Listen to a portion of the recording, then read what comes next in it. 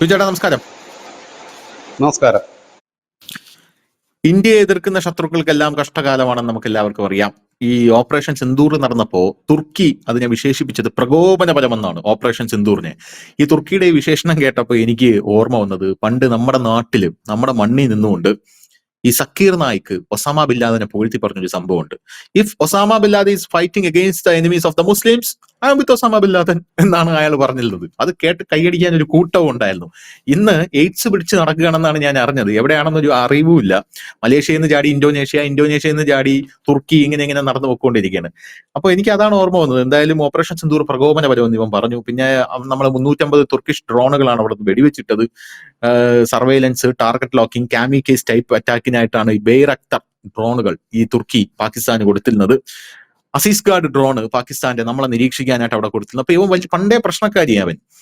1971 Indo Pak വാറിലും ഈ തുർക്കി പാകിസ്ഥാന് സൈനിക സഹായം കൊടുത്തിട്ടുണ്ട് എന്നുള്ള റിപ്പോർട്ടുകളും ആ സമയത്ത് പുറത്തു വന്നിരുന്നു. പോരാത്തതിന് ആ സമയത്ത് നമ്മൾ പറഞ്ഞൊരു കാര്യമുണ്ട്. അതായത് നരേന്ദ്രമോദിയെ ആര് ശത്രുസ്ഥാനത്ത് നിർത്തുന്നത്, ഏത് രാജ്യമായിരുന്നാലും ആ രാജ്യത്തിന് അല്ലെങ്കിൽ ആ രാജ്യത്തിന്റെ ഭരണാധികാരിക്ക് ഇനി മരണം വരെ, അവന് 20 വയസ്സായിരുന്നാലും 70 വയസ്സായിരുന്നാലും അതിലും മികച്ചൊരു ശത്രുവിനെ ഇനി കിട്ടാനായിട്ട് പോകുന്നില്ല. 20 വയസ്സുള്ളവനാണെങ്കിൽ മോദി ശത്രു സ്ഥാനത്താണെങ്കിൽ അവൻ അതിനും മികച്ചൊരു ശത്രുവിനെ കിട്ടാൻ പോകുന്നില്ല എന്ന് പറയും. അതുകൊണ്ട് വെയിറ്റ് ചെയ്യാൻ പറഞ്ഞു. തുർക്കിയുടെ കേസിൽ തുർക്കിയെ നമ്മൾ പൂട്ടും. അതിനുശേഷം നമ്മൾ കണ്ടത് ഈ സൈപ്രസ്, തുർക്കിയുടെ അതിർത്തിയിലുള്ള സൈപ്രസ് എന്ന് പറയുന്ന രാജ്യത്തില് തുർക്കി ഒക്കുപ്പൈഡ് സൈപ്രസ് ഉണ്ട്. തുർക്കി പിടിച്ചെടുത്ത സൈപ്രസ്, ആ അതിർത്തിയിൽ നമ്മുടെ പ്രധാനമന്ത്രി പോയി നിൽക്കുന്നതാണ്. ഒന്ന് ആലോചിച്ച് നോക്കിയേ, എന്തൊരു ഗട്ട്സ് ആണ് നമ്മുടെ പ്രധാനമന്ത്രി. ആ സൈപ്രസിന്റെ അതിർത്തിയിൽ പോയി നിൽക്കുകയാണ് ഇന്ത്യയുടെ പ്രധാനമന്ത്രി.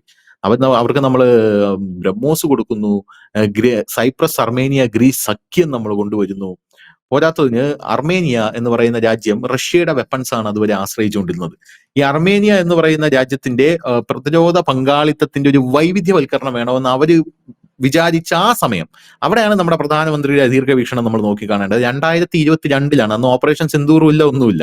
ആ സമയത്ത് നമ്മുടെ ഈ ദീർഘവീക്ഷണം ഉണ്ടായിരുന്നു. അപ്പൊ നമ്മൾ ചാടിപ്പിടിച്ചു. വൈവിധ്യവൽക്കരണം നടത്താൻ പോകുന്നില്ലേ, ഞങ്ങൾ ആയുധം തരാന്ന് പറഞ്ഞ് ആ സമയത്ത് ചാടിപ്പിടിച്ച് എന്ത് ചെയ്തു, അവർക്ക് നമ്മള് ആകാശ് പൺ air defence, Pinaka multi launch rocket എല്ലാം വന്ന് കരാർ ഒപ്പിട്ടു. ഹോവിസ്റ്റർ, ടാങ്ക് വിരുദ്ധ റോക്കറ്റ്, ഡ്രോൺ വിരുദ്ധ ഉപകരണങ്ങൾ എല്ലാം നമ്മൾ അവർക്ക് വാരിക്കോരി കൊടുത്തു. ഗ്രീസിന് നമ്മൾ പഹൽഗാം ആക്രമണത്തെ എതിർത്ത ആദ്യ യൂറോപ്യൻ രാജ്യമാണ് ഗ്രീസ് എന്ന് പറയുന്നത്. നമുക്കിവിടെ പഹൽഗാമിൽ ഈ ആക്രമണം നടന്നപ്പോൾ അത് എതിർത്ത ആദ്യത്തെ യൂറോപ്യൻ രാജ്യം. അതുകൊണ്ട് ഗ്രീസിനോട് നമുക്കൊരു പ്രത്യേക താല്പര്യമുണ്ട്. ഗ്രീസിന്റെ air force general staff operation Sindoor യുദ്ധ ഡാറ്റയും പ്രവർത്തന വിശദാംശങ്ങളും ആ സമയത്ത് ചോദിച്ചിട്ടുണ്ടായിരുന്നു. ഇന്ത്യ കൊടുത്തു എന്നാണ് എന്റെ ഒരു അറിവ്. പിന്നെ സൈപ്രസ്, തുർക്കിക്ക്, ഇത് മൂന്നും തുർക്കിക്ക് ചുറ്റും കിടക്കുന്ന രാജ്യങ്ങളാണ്. ഈ തുർക്കിയുടെ വടക്കൻ സൈപ്രസ് പിടിച്ചടക്കി 1983 Turkish Republic of Northern Cyprus രൂപീകരിച്ചിരുന്നു. അപ്പൊ ഈ ഒരു സാഹചര്യത്തിൽ സിന്ദൂറിന് ശേഷം 23 വർഷത്തിനിടെ മോദി അവിടെ പോയി നിന്നു, ഈ സൈപ്രസിന്റെ അതിർത്തിയിൽ. പിന്നെ അർമേനിയയുടെ കാര്യമാണ് ഞാൻ നേരത്തെ പറഞ്ഞത്. 2025 ഓഗസ്റ്റിൽ ഇന്ത്യ ഫ്രിഗേറ്റ് INS തമാലും അവിടെ ഒരു വലിയ സംയുക്ത സൈനികാഭ്യാസം നടത്തി. സെപ്റ്റംബർ 13 മുതൽ 18 വരെ നമ്മൾ മെഡിറ്ററേനിയൻ കടലിൽ ഒരു സൈനികാഭ്യാസം നടത്തി. ഇപ്പോ ഈ ഗ്രീസ്, അതായത് അക്ഷരാർത്ഥത്തിൽ ഈ മെഡിറ്ററേനിയൻ സീയിൽ നമ്മൾ തുർക്കിയെ വളഞ്ഞു നിൽക്കുകയാണ് എന്ന് നമുക്ക് പറയേണ്ടി വരും. ഫ്രാൻസ് ഉണ്ടായിരുന്നു, ഗ്രീസ് ഉണ്ടായിരുന്നു, അങ്ങനെ പല ആൾക്കാരും ഉണ്ടായിരുന്നു. ആ സമയത്ത് നമ്മുടെ ഒരു കപ്പൽ, ത്രികണ്ഠാണെന്ന് തോന്നുന്നു, ത്രികണ്ഠും ഈ തുർക്കിഷ് കപ്പലും നേർക്ക് നേർ വരുന്ന ഒരു സാഹചര്യം ഉണ്ടായി. പക്ഷെ ഇപ്പൊ വരുന്ന റിപ്പോർട്ട് അനുസരിച്ച് ഈ തുർക്കിയിലേക്ക് പോർമുനകൾ ഇന്ത്യ വയ്ക്കുന്നു എന്നുള്ളതാണ്. ഈ ബ്രഹ്മോസുമല്ല, ബ്രഹ്മോസാണ് നമ്മളിപ്പോ വിറ്റുകൊണ്ടിരിക്കുന്നത് ചേട്ടാ. ഈ ധ്വനി എന്ന് പറഞ്ഞൊരു മിസൈൽ വരുന്നുണ്ട്. ധ്വനി അമേരിക്കയുടെ താഡിനോ ഇസ്രായേലിന്റെ അയൺഡോമിനോ തകർക്കാൻ പറ്റില്ല എന്നാണ് പറയുന്നത്. അപ്പൊ ഈ മിസൈലാണ് നമ്മൾ തുർക്കിക്ക് വേണ്ടി സ്പോൺസർ ചെയ്യുന്നതെന്ന് പറയുന്നത്. പാകിസ്ഥാന് ബ്രഹ്മോസ് ആണെങ്കിൽ തുർക്കിക്ക് നമ്മൾ ധ്വനിയാണ് കൊടുക്കുന്നത്. ഇത് നമ്മൾ ഏതൻസിലേക്കാണ് നമ്മളിപ്പോ കൊടുക്കാനായിട്ട് പോകുന്നത്. ഏതൻസിലേക്ക് കൊടുക്കുന്ന ഈ ഒരു സാധനം അവർ എത്രയും പെട്ടെന്ന് കളക്ട് ചെയ്തോളാൻ പറഞ്ഞിട്ടുണ്ട്. ഗ്രീസ് പറയുന്നത് എത്രയും വേഗം ഇത് തന്നോളൂ, എത്രയും പെട്ടെന്ന് നമ്മൾ ഇത് കളക്ട് ചെയ്തോളാം എന്ന് പറയുന്നുണ്ട്. ഇത് ആവശ്യമുണ്ട്, ഇത് തുർക്കിക്ക് നേരെ തിരിച്ചു വെക്കാനുള്ള ഒരു സെറ്റപ്പ് ഉണ്ടെന്ന് പറയുന്നു. അപ്പോ തുർക്കി ഒരു നാറ്റോ രാജ്യമാണ്. ഇത് നാറ്റോ ഇതിൽ എങ്ങനെ പ്രതികരിക്കും? കാരണം INS ത്രികണ്ഠും തുർക്കിയുടെ ഫ്ലീറ്റുകളും നേരെ വന്നപ്പോൾ തുർക്കി ഇറക്കിയ ഒരു നമ്പർ എന്ന് പറയുന്നത് നാറ്റോ ഇതറിഞ്ഞാലുണ്ടല്ലോ, എന്റെ ഡാഡി ഇതറിഞ്ഞാലുണ്ടല്ലോ എന്ന് പറയുന്നത് പോലെയാണ് നാറ്റോ ഇതറിഞ്ഞാലുണ്ടല്ലോ എന്ന് പറയുന്നത്. അപ്പോൾ ഇത് നാറ്റോ രാജ്യമാണ്. ഇതെങ്ങനെ ഈ ഒരു നയതന്ത്രം ഇത് ശരിയായ ദിശയിലാണോ പോകുന്നത്? ഇത് എവിടെ നമുക്ക് കൊണ്ടെത്തിക്കാനായിട്ട് സാധിക്കും? ഇത് എന്തായി മാറും? ഇതിന്റെ പ്രത്യാഘാതങ്ങൾ ഇന്ത്യക്ക് എന്തെങ്കിലും നേരിടേണ്ടതായിട്ട് വരുമോ? എന്താണ് തോന്നുന്നത്? ഈ നരേന്ദ്രമോദി എന്ന് പറയുന്ന ഒരു നേതാവ് ഒരു ഇന്ത്യൻ ഈ വാക്കുകളുടെയൊക്കെ മനസ്സിൽ ഒരു ഹീറോയായി മാറുന്നത് അദ്ദേഹത്തിന്റെ നയതന്ത്ര ബന്ധം മാത്രമല്ല, അദ്ദേഹത്തിന്റെ നീക്കങ്ങളാണ്. നമുക്കൊരു പക്ഷെ ഒരു ആക്ഷൻ മൂവി, ഒരു ഹോളിവുഡ് ഫിലിമിലൊക്കെ കാണുന്നത് പോലത്തെ ഒരു നീക്കങ്ങളാണ് പലപ്പോഴും. കാരണം ഒന്ന് നോക്കിയാൽ നമുക്ക് മനസ്സിലാവും, ഇവിടെ പാകിസ്ഥാന് വളഞ്ഞുകൊണ്ട് നമ്മൾ അഫ്ഗാനുമായി കൂടുതൽ അടുക്കുന്നു. അതായത് ഇവിടുന്നും അടി വേണ്ടി വന്നാൽ അവിടെ നിന്നും കിട്ടും അടി എന്നുള്ള രീതിയിലേക്ക് നമ്മൾ എത്തുന്നു. മറുഭാഗത്ത് നമ്മളുമായി കിലോമീറ്ററുകൾ അകലെയുള്ള, അതായത് ഒരിക്കലും ഒരുപക്ഷെ നേർക്കുനേർ യുദ്ധം വരാൻ യാതൊരു സാധ്യതയുമില്ലാത്ത പാകിസ്ഥാനെ സഹായിച്ച തുർക്കി എന്ന് പറയുന്ന രാജ്യത്തിന്റെ രണ്ടുപാടും നമ്മൾ നല്ല രീതിയിൽ വളയുന്നു എന്ന് തന്നെ വേണമെങ്കിൽ നമുക്ക് അക്ഷരം തെറ്റാതെ പറയാൻ കഴിയും.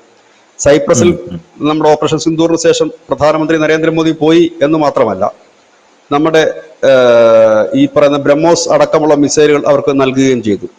സൈപ്രസിന്റെ തൊട്ടു പിന്നാലെ ഗ്രീസ് നമ്മുടെ ആയുധങ്ങൾ നേരത്തെ തന്നെ നാഗ മിസൈൽസ് ഒക്കെ അവർ വാങ്ങുന്ന ഒരു രാജ്യമാണ്. നമ്മുടെ ഏറ്റവും കൂടുതൽ ആയുധങ്ങൾ ആദ്യം വാങ്ങി തുടങ്ങിയ ഒരു യൂറോപ്യൻ യൂണിയൻ രാജ്യം കൂടിയാണ് ഗ്രീസ് എന്ന് പറയുന്നത്. ഈ ഗ്രീസിനാണ് ഇപ്പോൾ നമ്മൾ ധ്വനി എന്ന് പറയുന്ന ഒരു മിസൈൽ, സൂപ്പർ സോണിക് മിസൈലാണിത്. അതായത് ബ്രഹ്മോസിന്റെ ഏറ്റവും അഡ്വാൻറ്റേജ് ആയിട്ടുള്ള ഒരു ഫോമാണ്. പക്ഷെ ഇതിനൊരു പ്രത്യേകത എന്താണെന്ന് ചോദിച്ചാൽ, ഇത് ഇന്ത്യ തന്നെ വികസിപ്പിച്ചെടുത്തു എന്നുള്ളതാണ് ഇതിന്റെ ഏറ്റവും വലിയൊരു പ്രത്യേകത. അപ്പൊ രണ്ടാമത്തെ കാര്യം, കൂടുതൽ പേടിക്കണം ഇതിന്റെ ടെക്നോളജി. അപ്പൊ ഇത് വികസിപ്പിക്കുന്ന ഒരു ഘട്ടത്തിൽ തന്നെ ഗ്രീസ് നമ്മുടെ DRDOയുമായി ബന്ധപ്പെട്ടിരുന്നു എന്നാണ് പറഞ്ഞത് ഏജൻസ്, അവരുടെ പ്രതിരോധ ഏജൻസികൾ. ഞങ്ങളെ കൂടി ഇതിൽ പങ്കാളികളാക്കണം എന്ന് പറഞ്ഞു. അപ്പൊ ഇന്ത്യ പറഞ്ഞത്, ഇത് ഓൾറെഡി ഞങ്ങൾ ഈ ബ്രഹ്മോസിന്റെ വേറൊരു വേർഷനാണ്, അപ്പൊ ഇതിനകത്ത് ഇനിയൊരു പങ്കാളിത്തമില്ല. പങ്കാളിയാണല്ലോ ബ്രഹ്മോസ്, ഇതിന്റെ ഒരു അടിത്തറ എന്ന് പറയുന്നത് അതാണല്ലോ. അപ്പൊ അതുകൊണ്ട് അതില്ല എന്ന് പറഞ്ഞു. അങ്ങനെ ഒരു കരാറ് വെക്കുകയായിരുന്നു. ഈ ഇന്ത്യക്ക് വളരെ സന്തോഷം തന്നെയുള്ളൂ ഗ്രീസിന് ഈ ആയുധം കൊടുക്കുക. അതിനൊരു കാരണം, ഗ്രീസിന്റെ അതിർത്തി നമുക്ക് ഒന്ന് നോക്കാം ഏതൊക്കെയാണെന്ന്. ഗ്രീസിന്റെ വടക്ക് പടിഞ്ഞാറൻ അതിർത്തി എന്ന് പറയുന്നത് അൽബേനിയ.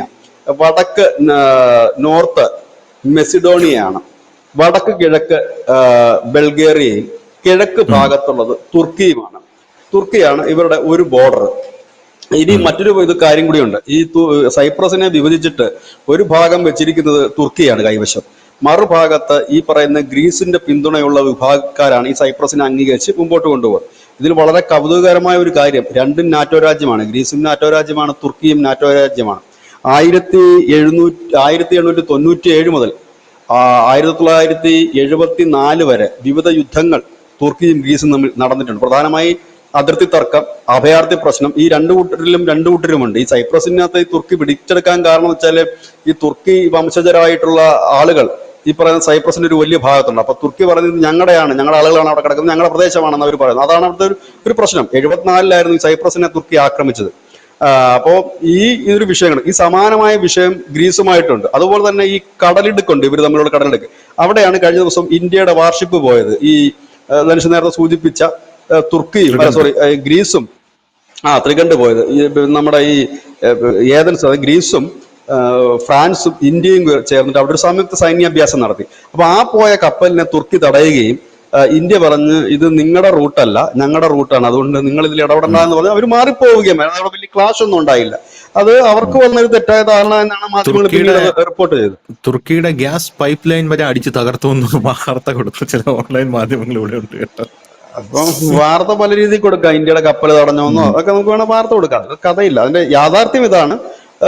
നമ്മൾ നമ്മുടെ ബോർഡർ വഴിയാണ് പോയത്. അതായത് ഈ ഗ്രീസിന്റെ, അതായത് അവിടെ ഒരു പ്രശ്നമുണ്ട് ധനുഷ. ഇതിപ്പോ അവർ തടയാനും ഒരു കാരണമുണ്ടായിരുന്നു. ഈ ഗ്രീസും തുർക്കിയും തമ്മിൽ അവിടെ ഈ കടലില് വാതക ഖനനവുമായി ബന്ധപ്പെട്ട് തർക്കം നിൽപ്പുണ്ട്. ഈ കടലിടുക്ക് ഇവർക്ക് ഒരു വിഷയമാണ്, ഈ കടലിടുക്കിന്റെ അതിർത്തി ബോർഡർ.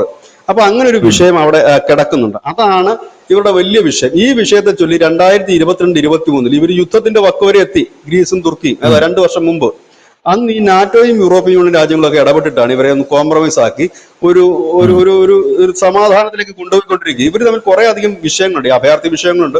പ്രത്യേകിച്ച് അതിർത്തി സംബന്ധിച്ചുള്ള വിഷയമാണ് ഇവർക്ക് കൂടുതൽ. കാരണം ഇതിന്റെ ഇടയിലൊക്കെ ഈ പ്രകൃതിവാതക ഖനനത്തിന്റെ ഒരുപാട് ഓപ്ഷൻസ് ഉള്ള സ്ഥലമാണ്. അപ്പൊ ഈ രണ്ടു കൂട്ടരും ഇത് അവകാശപ്പെടുന്നു. ഇവിടേക്കാണ് ഇന്ത്യ കൂടുതൽ ആയുധങ്ങൾ അവിടെ എത്തിക്കുന്നത്. ഇവിടെ ശ്രദ്ധേയമായ ഒരു കാര്യം, തുർക്കിയും ഗ്രീസും ഒക്കെ നാറ്റോ രാജ്യമാണ് എങ്കിൽ പോലും ആ ഒരു നാറ്റോ രാജ്യത്തേക്കാണ് ഇന്ത്യ ഇപ്പോൾ കൂടുതൽ ആയുധങ്ങൾ എത്തിക്കുന്നത്. കാരണം നാറ്റോ രാജ്യമാണെന്ന് പറഞ്ഞിട്ട് കാര്യമൊന്നുമില്ല. ഇവർ തമ്മിൽ ഇതിനു മുമ്പ് അടിച്ചിട്ടുണ്ട്, ഇനി അടിക്കാനുള്ള സാധ്യതകൾ നിലനിൽക്കുന്നുമുണ്ട്. അതിലൊന്നും നാറ്റോ ആണ് എന്ന് പറഞ്ഞിട്ട് പ്രത്യേകിച്ച് വലിയ കാര്യങ്ങളൊന്നും തന്നെ ഇല്ല. പിന്നെ ഇവർക്ക് ഇടപെട്ടത് പ്രശ്നം തീർക്കാമെന്ന് മാത്രമേ ഉള്ളൂ. അപ്പൊ മാക്സിമം ആയുധങ്ങൾ അവിടെ എത്തിക്കുന്നുമുണ്ട്. ഒരുപക്ഷെ നാളെ ഇത് സൈപ്രസുമായിട്ടും തുർക്കിക്ക് വലിയ പ്രശ്നമുണ്ട്, ഗ്രീസുമായിട്ടും വലിയ പ്രശ്നമുണ്ട്. ഇന്ത്യക്ക് ഇതിനേക്കാൾ വലിയൊരു ഇമ്പോർട്ടന്റ് ഈ ഗ്രീസുമായിട്ടുണ്ട്. അതാണ് ഇന്ത്യ നമ്മൾ കൂടുതലും ഈ ഗ്രീസിനെ സപ്പോർട്ട് ചെയ്യുന്നത്. എന്താണെന്ന് വെച്ച് കഴിഞ്ഞാല് G20 നടന്നപ്പോൾ നമ്മുടെ പ്രധാനമന്ത്രി നരേന്ദ്രമോദി ഒരു വമ്പൻ പ്രഖ്യാപനം നടത്തി. എല്ലാവർക്കും പ്രേക്ഷകർക്ക് എല്ലാവർക്കും ഓർമ്മയുണ്ടാകും. ഒരു കോറിഡോർ, മിഡിൽ ഈസ്റ്റ് വഴി കയറി പോകുന്ന ഒരു കോറിഡോർ പറഞ്ഞിരുന്നു. അതായത് ഗൾഫ് കൺട്രീസ് വഴി കയറി ഇസ്രായേലിന്റെ ആ ഭാഗം വഴി കടന്ന് ഇത് എവിടെ ചേരുന്നെന്നറിയാവോ? ഗ്രീസിലാണ് ഇതിന്റെ എൻഡ്. ഇന്ത്യയിൽ നിന്ന് തുടങ്ങി ഗ്രീസിലാണ് എൻഡ്. അപ്പൊ ഗ്രീസിൽ നമുക്ക് സേഫായിട്ട് ലാൻഡ് ചെയ്യണമെന്നുണ്ടെങ്കിൽ ആ ഒരു രാജ്യത്തെ നമ്മൾ സേഫാക്കി നിർത്തിയേ പറ്റും. അപ്പൊ ഗ്രീസിൽ വന്ന് ലാൻഡ് ചെയ്യുന്ന അവിടെ നിന്ന് യൂറോപ്യൻ കൺട്രീസിലേക്ക് പോവുകയാണ് ആ ഒരു ചെയ്യുന്നത്. അതായത് ഇവിടുന്ന് ഒരു പോയിന്റ് വേണമല്ലോ ഇത് കയറി പോകാനായിട്ട്. ഇപ്പൊ കടല് റെയിൽ അങ്ങനെ കയറി പോകുന്ന ഒരു കോറിഡോർ, അതായത് ചൈനയുടെ ബെൽറ്റ് ആൻഡ് റോഡ് പദ്ധതിക്ക് ബദലായിട്ടാണ് ഇന്ത്യ ഈ പ്രഖ്യാപനം നടത്തിയത്. അതും സൗദിയൊക്കെ വലിയ രീതിയിൽ ഇതിനകത്ത് ഇൻവെസ്റ്റ് ചെയ്യുന്നുണ്ട്. അങ്ങനെയാണ് ഇത് പോകുന്നത്. അപ്പൊ ഇത് ഗ്രീസാണ് ആ ഒരു റൂട്ടിന്റെ എൻഡ്. അവിടെ നിന്ന് യൂറോപ്യൻ യൂണിയൻ രാജ്യങ്ങളും. അതുകൊണ്ടാണ് നമ്മൾ ഗ്രീസിനെ കുറച്ചുകൂടെ സപ്പോർട്ടും കൂടെ ചെയ്യുന്നത്. ഈ ഒരു സാഹചര്യത്തിലാണ് കൊടുത്തിരിക്കുന്നത്. അക്ഷരാർത്ഥത്തിൽ പറഞ്ഞു കഴിഞ്ഞാല് ഈ നമ്മുടെ ശത്രു രാജ്യങ്ങളിലേക്ക് നമ്മുടെ ശത്രു രാജ്യങ്ങൾക്ക് അവരുടെ ശത്രു രാജ്യങ്ങളിലേക്ക് കൂടുതൽ ആയുധങ്ങൾ എത്തിച്ചുകൊണ്ട് അവരെ ഒരു ഭീതിയുടെ മുൾമുനയിൽ നിർത്തുവാനുള്ള ഒരു ശ്രമമാണ് മോദി നടത്തുന്നത് എന്ന് പറയേണ്ടി വരും. കാരണം ഇന്ത്യൻ ആയുധങ്ങളുടെ ഏറ്റവും വലിയ ഡിമാൻഡ് ഇപ്പോഴെന്താന്ന് ചോദിച്ചാൽ അതിന്റെ ഒരു കാര്യങ്ങൾ, അതായത് ഇപ്പോഴത് ഈ ഓപ്പറേഷൻ സിന്ദൂർ കഴിഞ്ഞപ്പോ അതിന്റെ ഒരു അതിന്റെ പെർഫെക്ഷനകത്ത് ആർക്കും ഒരു സംശയമില്ല. 100% കൃത്യതയുള്ള ആയുധങ്ങളാണ് എന്നവർക്ക് പ്രൊസിഷൻസ് ആർക്കും സംശയങ്ങളൊന്നും, സ്ട്രൈക്ക് റേറ്റ്, ഇതിലൊന്നും ആർക്കും താല്പര്യമില്ല. അപ്പൊ ഇന്ത്യ പുതിയ കാരണം ഇതുവരെ ഇന്ത്യയുടെ ആയുധങ്ങൾ എന്ന് പറഞ്ഞാൽ ലോകവിപണി വലിയ ചർച്ചയാകാത്ത ആയുധങ്ങളായിരുന്നു. എന്തൊക്കെ ഉണ്ടെന്ന് ആർക്കും അറിയില്ല, ഇത് എന്ത് സംഭവമാണെന്ന് ആർക്കും അറിയില്ല, ഇത് എങ്ങനെ ഉപയോഗപ്പെടുത്തുമെന്ന് ആർക്കും അറിയില്ല. ഇപ്പൊ S-400 കൊണ്ട് വളരെ വിദഗ്ധമായി തന്നെ എങ്ങനെയാണ് ഓപ്പറേഷൻ സിന്ദൂറിൽ ഇന്ത്യ ഉപയോഗിച്ചതെന്നൊക്കെ ലോകം ഇപ്പൊ കണ്ടു. മുമ്പായിരുന്നെങ്കിൽ S-400 ചൈനയ്ക്കുണ്ട്, S-400 തുർക്കിക്കുണ്ട്, S-400 ഇന്ത്യക്കുണ്ട് എന്ന് പറയും. എല്ലാവർക്കും ഉണ്ട്, ഇന്ത്യക്കും ഉണ്ട് എന്ന്. പക്ഷെ ഇന്ത്യ അത് എങ്ങനെയാണ് അതിൽ ടെക്നോളജിയിൽ വ്യത്യാസം വരുത്തിക്കൊണ്ട് പാകിസ്ഥാനുമായിട്ടുള്ള ആ ഒരു സിന്ദൂറിൽ നമ്മൾ പ്രയോഗിച്ചെന്ന് കണ്ടു. അത് കഴിഞ്ഞപ്പോഴും നമ്മുടെ ബ്രഹ്മോസിന്റെ കൃത്യത കണ്ടു കഴിഞ്ഞപ്പോഴും ഒക്കെ വലിയ ഡിമാൻഡാണ്. അപ്പൊ അതുകൊണ്ട് നമ്മുടെ എന്ത് ആയുധങ്ങൾ ഇറക്കുന്നു, ഇന്നിപ്പോ ഇന്റർനാഷണൽ ഡിഫൻസ് സൈറ്റുകളിൽ, ഓൺലൈനുകളിൽ, ഇന്റർനാഷണൽ ഡിഫൻസ് ഓൺലൈനുകളിൽ ഇന്ത്യ ഇന്ന് മുഖ്യമായിട്ടൊരു ചർച്ചയാണ്. നമ്മൾ നടത്തുന്ന ചെറിയ പരീക്ഷണം, നമ്മൾ വിടുന്ന ഉപഗ്രഹം, നമ്മൾ വിടുന്ന മിസൈലിന്റെ കാര്യങ്ങൾ, ഇതെല്ലാം ഇന്ന് അവിടെ വലിയൊരു ഡിമാൻഡ്. കാരണം എന്താണ്, മാർക്കറ്റ് ഇന്ത്യൻ ആയുധങ്ങൾക്കുണ്ട്. അവിടെയാണ് ഇന്ത്യയുടെ ധ്വനി എന്ന് പറയുന്ന ഒരു മിസൈൽ, ഒരു വജ്രായുധം തന്നെ ഇപ്പോൾ ഈ തുർക്കിക്ക് സമീപം ഒരു സ്ഥലത്ത് ബ്രഹ്മോസിനെ സെറ്റ് ചെയ്തു, മറു സ്ഥലത്ത് അതിന്റെ കൂടെ കുറച്ചുകൂടെ അഡ്വാൻറ്റേജ് ആയിട്ടുള്ള അല്ലെങ്കിൽ അഡ്വാൻസ് ഫോം ആയിട്ടുള്ള മറ്റൊരു വലിയ മിസൈൽ കൂടി ധ്വനി എന്ന് പറഞ്ഞ് ഒരു സ്ഥലത്തേക്ക് പ്ലേസ് ചെയ്യുന്നു. ഇത് സ്വാഭാവികമായി തന്നെ, കാരണം ഇതിപ്പോ നമ്മളൊന്നും വിചാരിക്കണമെന്നില്ല. കാരണം തുർക്കിക്ക് നിലവിൽ ഇവരുമായിട്ടൊക്കെ പ്രശ്നമുള്ളതാണ്. എപ്പോഴാണ് ഇതൊരു യുദ്ധത്തിലേക്ക് പോവുക എന്നുള്ളത് നമുക്ക് പറയാൻ കഴിയില്ല. കാരണം ഇത് അങ്ങനെ നിൽക്കുന്ന രണ്ട് രാജ്യങ്ങളാണ്. ഈ മുട്ടി ഒരസൽ നിൽക്കുന്ന രണ്ട് രാജ്യങ്ങളാണ്. അപ്പൊ പിന്നെ അതൊരു യുദ്ധത്തിലേക്ക് എപ്പോൾ എത്തുമെന്നുള്ള കാര്യം നമുക്ക് പ്രെഡിക്റ്റ് ചെയ്യാൻ പറ്റില്ല. ഏത് സമയവും അത് സംഭവിക്കാം, അപ്രതീക്ഷിതമായിട്ട് എപ്പോഴും സംഭവിക്കാം. ഇല്ലെങ്കിൽ കുറച്ചാളൂടെ സംഭവിക്കാതിരിക്കാം. പക്ഷെ എപ്പോഴായാലും സംഭവിച്ചാൽ അത് മതിയാവും. കാരണം ഈ ഖനനം സംബന്ധിച്ച് തർക്കമുണ്ടാവും, ഈ അതിർത്തി സംബന്ധിച്ച് തർക്കമുണ്ടാവും. ഇല്ല, അതൊന്നും ശാശ്വതമായി പരിഹരിക്കുന്നില്ലല്ലോ. ഇല്ലെങ്കിൽ പിന്നെ നോബൽ പ്രൈസ് ആഗ്രഹിക്കുന്ന ട്രംപ് ഈ യുദ്ധം തീർക്കാൻ ഇറങ്ങി പുറപ്പെടേണ്ടി വരും, ഈ പ്രശ്നം തീർക്കാൻ. കാരണം ഇപ്പൊ തന്നെ നിലവിൽ പ്രശ്നങ്ങൾ പുള്ളിക്ക് തലവേദന ആയിക്കൊണ്ടിരിക്കുന്ന സംഭവത്തിൽ ഇതൊന്നും അദ്ദേഹത്തിന്റെ ചിന്തയിൽ പോലും കാണില്ല, ഈ തുർക്കിയുമൊക്കെ ആയിട്ടുള്ള വിഷയങ്ങളുമൊക്കെ. കാരണം നിലവിൽ പല പല പ്രശ്നങ്ങളിൽ പെട്ട് പുള്ളി കിടക്കുകയാണ്. അപ്പൊ അങ്ങനെ നിൽക്കുന്നു. ഇന്നത്തെ ദിവസം കൂടെ കഴിഞ്ഞറിയാം നോബൽ പ്രൈസ് അദ്ദേഹത്തിന് കിട്ടുമോ ഇല്ല എന്നുള്ളതാണ് ഏവരും ഉറ്റുനോക്കുന്നത്.